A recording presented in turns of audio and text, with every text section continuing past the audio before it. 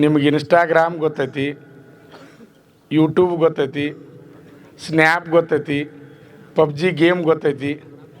ಆದ್ರೆ ಇದನ್ನೆಲ್ಲ ಅರ್ಥ ಮಾಡ್ಕೊಂಡ್ರಿ ನೀವು. ಆದ್ರೆ ಫ್ಯಾಮ್ಲಿ ಬಗ್ಗೆ ಏನೂ ಅರ್ಥ ಮಾಡ್ಕೊಂಡಿಲ್ಲ ನೀವು. ಫ್ಯಾಮ್ಲಿ ಬಗ್ಗೆ ಅರ್ಥ ಮಾಡ್ಕೊಂಡಿಲ್ಲ.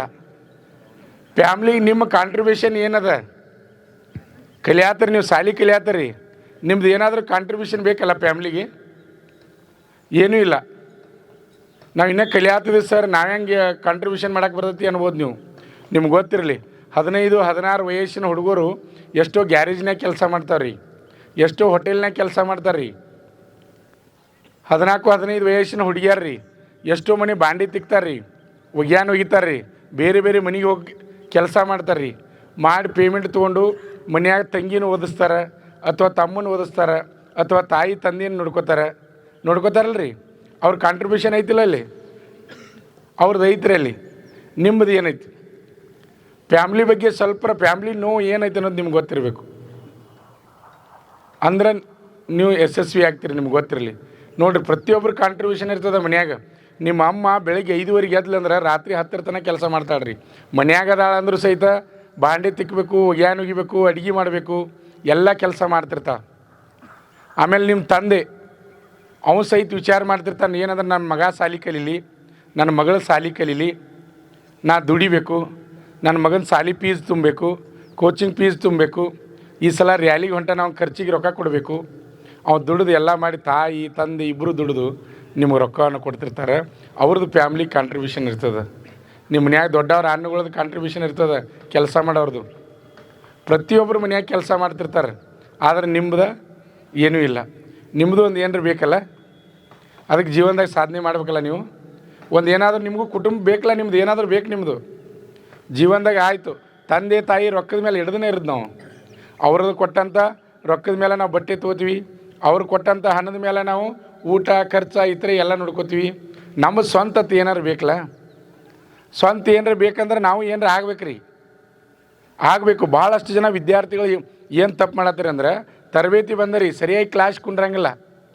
ನಾವು ಪ್ರತಿಯೊಂದಕ್ಕೂ ಬಡಿಗೆ ತೊಗೊಂಡು ಬೆನ್ನು ಹತ್ತೋದು, ಸ್ಟ್ರಿಕ್ಟ್ ಮಾಡೋದು, ಅಟೆಂಡೆನ್ಸ್ ತೊಗೋತಾನೆ ಅನ್ನೋದು ಅಲ್ಲ. ನೀವು ಎಲ್ಲರೂ ಗೊತ್ತಿರಲಿ ನಿಮ್ಗೆ. ನೀವು ಎದಕ್ಕೆ ಬಂದರಿಪ್ಪ ಅಂದ್ರೆ ನೌಕರಿ ಸಲುವಾಗಿ ಬಂದರೆ ನಮ್ಮಲ್ಲಿ ಗೊತ್ತಿರಲಿ ನಿಮ್ಗೆ. ಇದು ಕಾಲೇಜ್ ಅಲ್ಲ. ಅಟೆಂಡೆನ್ಸ್ ಕಡಿಮೆ ಬಿದ್ದರೆ ಲಾಸ್ಟ್ ಹಾಲ್ ಟಿಕೆಟ್ ಕೊಡ್ತಾರಲ್ಲ, ಅವ್ರ ಕಲೆ ಇವ್ರ ಕಲೆ ಹೇಳ್ಸೋಣ ಅನ್ನಕ್ಕೆ. ಇದು ಕಾಲೇಜ್ ಅಲ್ಲ. ನೀವು ಬಂದಿದ್ದು ನೀವು ನಿಮ್ಮ ಜೀವನ ರೂಪಿಸ್ಕೊಳಕ್ಕೆ ಬಂದರಿ, ಗೊತ್ತಿರಲಿ ಎಲ್ಲರಿಗೂ. ನಿಮ್ಮ ಜೀವನ ರೂಪಿಸ್ಕೊಳಕ್ಕೆ ಬಂದರಿ. ಸರಿಯಾಗಿ ಪೀರಿಯಡ್ ಕುಂಡ್ರಂಗಿಲ್ಲ. ಒಂದು ಪೀರಿಯಡ್ ಕೂತ್ರೆ ಮತ್ತೊಂದು ಪೀರಿಯಡ್ಗೆ ನೀವು ಇರಂಗಿಲ್ಲ. ಆ ರೀತಿ ಮಾಡಬಾರ್ದು. ಇರೋದ ಇನ್ನು 1 ತಿಂಗಳು ಮಾತ್ರ. ಜೂನ್ 1ರಿಂದ ಜೂನ್ 15 ತನಕ ಎಕ್ಸಾಮ್ದಾವೆ. ನೀವೊಂದು ಸ್ವಲ್ಪ ಪ್ರಯತ್ನ ಮಾಡಿದ್ರೆ 100ಕ್ಕೆ 100 ಗ್ಯಾರಂಟಿಗೆ ಎಲ್ಲರೂ ಪಾಸ್ ಹಾಕಿರಿ, ಗೊತ್ತಿರಲಿ ನಿಮ್ಗೆ. 100ಕ್ಕೆ 70 ಮಾರ್ಕ್ಸ್ ಮ್ಯಾಲೆ ಹೋದ್ರೆ ನೀವು ಪಾಸ್ ಹಾಕಿರಿ. ಭಾಳ ಏನು ದೂರ ಇಲ್ಲ. 50 ಕ್ವಶನ್ಗೆ 35 ಕ್ವಶನ್ ಮ್ಯಾಲೆ ಹೋದ್ರೆ ಎಲ್ಲರೂ ಪಾಸ್ ಹಾಕಿರಿ. ಆರ್ಮಿ ಎಕ್ಸಾಮ್ ಅಂತೂ ಭಾಳ ಈಸಿ ಇರ್ತದೆ. ಬರೀ ನಿಮ್ಗೆ ಸಿಲಾಬಸ್ ಗೊತ್ತಾದ್ರೆ ಸಾಕ್ರಿ, ಬರೀ ಪಾಠಗಳು ಗೊತ್ತಾದ್ರೆ ಸಾಕ್ರಿ. ನಾವು ಪಾಠ ಮಾಡಿ ಮುಂದೆ ನೋಡ್ತೀವಿ, ಕೆಲವೊಂದು ಹುಡುಗರು ಹೆಂಗದಾವ ಅಂದ್ರೆ ಫಸ್ಟ್ನೇ ಲೆಕ್ಕ ಅಷ್ಟೇ ಬರೋಂಗಿಲ್ಲ. ನಾವು ಕೊಟ್ಟಿದ್ದು 2 ಲೆಕ್ಕ ಬಿಡಿಸಿದ್ರೆ ಸಾಕ್ರಿ, ನಮ್ಮನ್ನು ಪಾಠನೇ ಹೇಳ್ಬಿಡಂಗಿಲ್ಲ, ಎಲ್ಲದಕ್ಕೂ ಆನ್ಸರ್ ಮಾಡ್ತಾರೆ ರೀ. ಅಂಥ ವಿದ್ಯಾರ್ಥಿಗಳು ಅದ ರೀ ಇದ್ರಾಗ. ಇಲ್ಲತ್ತಲ್ಲ, ರೆಗ್ಯುಲರ್ ಕ್ಲಾಸ್ ಕೊಂಡವ್ರು ಅದ ರೀ, ಅದ ರೀ, ಇಲ್ಲ ಅನ್ನೋದಿಲ್ಲ ನಾನು. ಇನ್ನು ಕೆಲವೊಂದು ಜನ ಅದ ರೀ ಬರೀ ಊರಾಗ ತಿರುಗಾಡ್ತಾರೆ ರೀ. ಏನೈತಿ ಊರಾಗ ತಿರುಗಾಡೋದು ನಿಮ್ಮದು? ನೀವು ಬಂದಿದ್ದು ಎದಕ್ಕೆ? ಇಲ್ಲಿ ಕಲಿಯಾಕೆ ಬಂದ್ರಿ ನೀವು. ಆಮೇಲೆ ಇನ್ನು ಕೆಲವೊಂದು ಜನ ಅದಾರ ಬರೀ ಮೊಬೈಲ್ ನೋಡ್ತಾರೆ ರೀ, ಮೊಬೈಲ್ ನೋಡ್ತಾರೆ. ನಾವು ನಿಮ್ಗೆ ಮೊಬೈಲ್ ಬಿಟ್ಟಿದ್ದು ಯಾಕಂದ್ರೆ ಕೆಲವೊಂದು ಏನೋ ವೆಬ್ಸೈಟ್ನಾಗ ಮಾಹಿತಿ ನೋಡ್ತಿರ್ತೀರಿ, ಆ ಉದ್ದೇಶದಿಂದ ನಿಮ್ಮ ಹತ್ರ ಮೊಬೈಲ್ ಬಿಟ್ಟಿವಿ. ಪಾಲಕರೆಲ್ಲ ಹೇಳತ್ತಾರೆ, ಫೋನ್ ಮಾಡಿ ಹೇಳತ್ತಾರೆ ನನಗೇನಂದ್ರೆ, ಸರ್ ನೀವು ಮೊಬೈಲ್ ಅನುಮತಿ ಮಾಡಬೇಡ್ರಿ ಅನ್ನತ್ತಾರೆ. ಮೊಬೈಲ್ ಕಸ್ಕೊಂಬಿಡ್ರಿ, ವಾರಕ್ಕೊಮ್ಮೆ ಕೊಡ್ರಿ, ರವಿವಾರಕ್ಕೊಮ್ಮೆ ಅನ್ನತ್ತಾರೆ. ನೀವು ಬರೀ ಮಲ್ಕೊಂಡ್ರೆ ಸಾಕ್ರಿ, ಮೊಬೈಲ್ ಚಾಲನ ನಿಮ್ಮದು. ರಾತ್ರಿ ಓದಾಕೊಂಡಿರ್ತೀರಿ, 11 ಗಂಟೆ ತನಕ ಓದಾಕೊಂಡಿರ್ತೀರಿ. ಓದಾದ್ಮೇಲೆ ಮತ್ತೆ 1 ತಾಸು ಮೊಬೈಲ್ ನೋಡ್ತೀರಿ. ಅವಾಗ ನಿದ್ದೆ ಮಾಡೋದು ಯಾವಾಗ? ನೀವು ದಿನಕ್ಕೆ 6ರಿಂದ 6 ಅಥವಾ 7 ತಾಸು ನಾವು ನಿದ್ದೆ ಮಾಡ್ಬೇಕು, ಗೊತ್ತಿರಲಿ ನಿಮಗೆ. ನಾವು ಬೆಳಿಗ್ಗೆ 5 ಗಂಟೆಗೆ ಮತ್ತೆ ಎಬ್ಸವ್ರು. ಬೆಳಿಗ್ಗೆ 5 ಗಂಟೆಗೆ ಎಬ್ಸ್ಕೊಂಡು ಏನಾಕೈತಿ ನಿಮ್ಮ ನಿದ್ದೆ? 2 ತಾಸು 3 ತಾಸು ನಿದ್ದೆ ಮಾಡಿರ್ತೀರಿ. ನಾವು ಎಬ್ಸಿದಾಗ ನಮ್ಮ ಮುಂದಟ್ಟು ಹೇಳೋದು, ಮತ್ತೆ ಆ ಕಡೆ ಆದಮೇಲೆ ಈ ಕಡೆ ಮಲ್ಕೊಂಬಿಡೋದು. ಆಮೇಲೆ ಚಂತಕ ಮಲ್ಲಿಗೆ ಬಿಡಿದ್ರು. ಒಬ್ಬೊಬ್ರಂತೂ ನಾಷ್ಟ ಮಾಡಿ ಬಂದು ಮಕ್ಕೋತಾರೆ ರೀ, ಊಟ ಮಾಡಿ ಬಂದು ಮಕ್ಕೋತಾರೆ. ಬರೀ ಮಲಗೋದ ಜೀವನ. ನೀವು ಇಲ್ಲಿ ಮಲ್ಕೋಕೆ ಬಂದಿಲ್ಲ, ಅರ್ಥ ಮಾಡ್ಕೊರಿ ಎಲ್ಲರೂ. ಯಾರು ನಾ ಹೇಳ್ತೀನಿ ನೋಡಿ, ಇವತ್ತಿಂದ ಊರಾಗ ಯಾರನ್ನೂ ಹೋಗ್ಬಿಡಂಗಿಲ್ಲ ನಾವು. ಯಾರೂ ಹೋಗಂಗಿಲ್ಲ ಊರಾಗ ಇವತ್ತಿಂದ, ಏನು ಅವಶ್ಯಕತೆ ಇಲ್ಲ. ಇನ್ನು 1 ತಿಂಗಳಂತೂ ಪೂರ ಸ್ಟ್ರಿಕ್ಟ್ ಮಾಡೋರು ನಾವು. ನೀವೆಲ್ಲರೂ ಪಾಸ್ ಆಗ್ಬೇಕು ರೀ, ನೀವೆಲ್ಲರೂ ಪಾಸ್ ಆಗ್ಬೇಕು, ಗೊತ್ತಿರಲಿ ನಿಮಗೆ.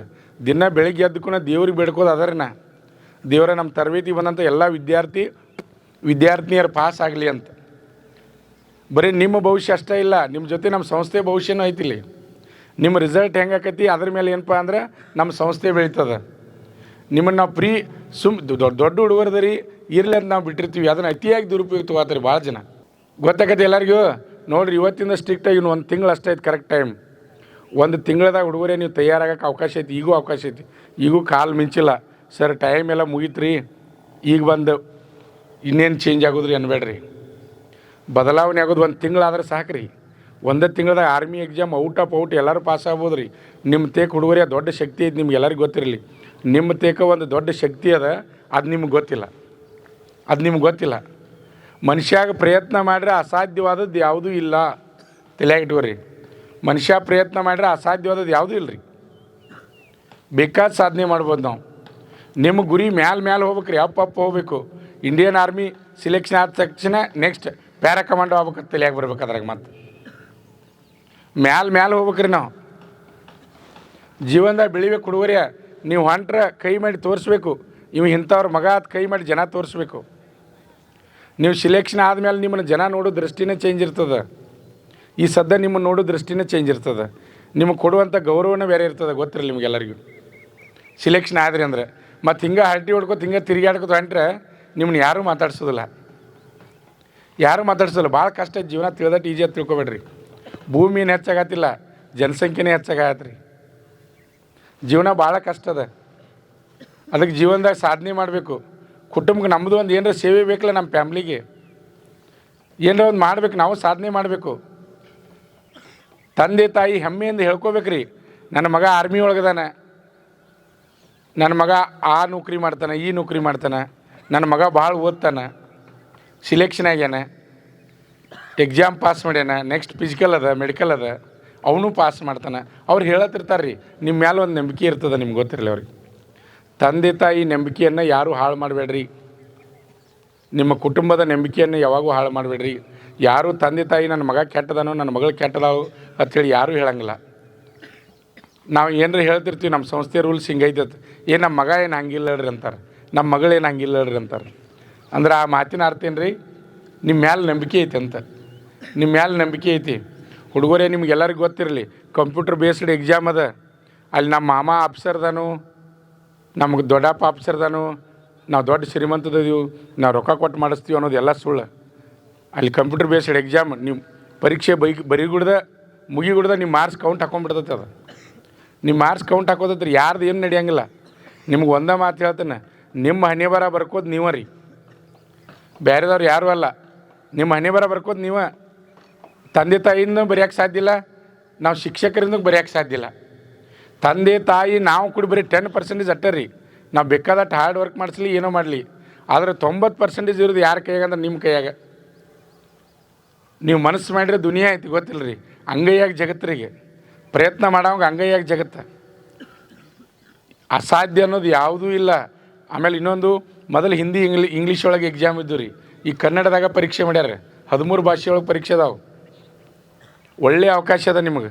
ಬರೀ ನೀವು ತಿಳ್ಕೊಂಡ್ರೆ ಸಾಕ್ರಿ, ಪಾಸ್ ಹಾಕಿರಿ. ಏನು ದೊಡ್ಡ ಮಾಯ ಇಲ್ಲ. ಇಲ್ಲಿ ರೆಗ್ಯುಲರ್ ಕ್ಲಾಸ್ ಕೊಂಡವ್ರಿಗೆ ಗೊತ್ತಾಕಿರ್ತೈತಿ. ಪಾಠ ಹೇಳ್ಬಿಡೋದು, ಈ ಪಾಠ ಇಷ್ಟ ಅಂತಿರ್ತಾರೆ ಅವರು. ಅಂದ್ರೆ ನೀವು ತಿಳ್ಕೊಬೇಕು. ಫಸ್ಟ್ ಗೊತ್ತಿರಂಗಿಲ್ಲ ನಿಮಗೆ, ಗೊತ್ತಾದ್ರೆ ಮುಗಿತ್ರಿ. ಈ ಸಲ ಒಳ್ಳೆಯ ಅವಕಾಶ ಅದ ಹುಡುಗರೇ.